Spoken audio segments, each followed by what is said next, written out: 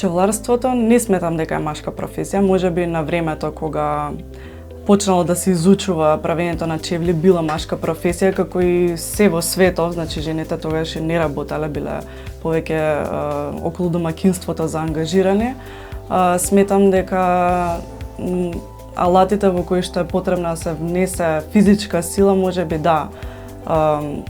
посоодветни се за машки, за мажите, но жените се тие кои што ја вртат пчеларската индустрија и мислам дека денеска жена би требало да ги креира чевлите што сака да ги носи, така да не би се сложила дека е машка професија.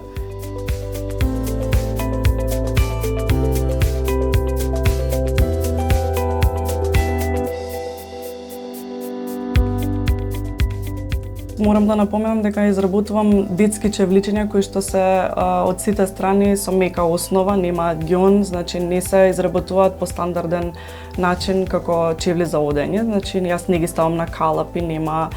нитнички, нема кованици и тегнење, така да не внесувам толку физички напор за да ги создадам, повеќе креативниот процес кај мене застапа.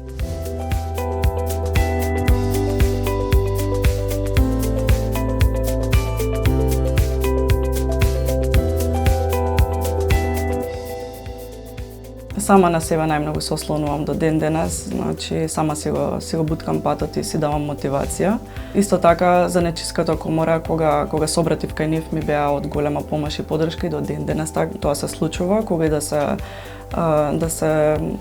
јавам или за било какво прашање да се обратам кај нив, тие се достапни. Таа жена која што веќе има визија и идеја како да за некој производ, еве да речем, или бизнис што сака да го оствари, да не размислува премногу, туку да ги превземе чакорите.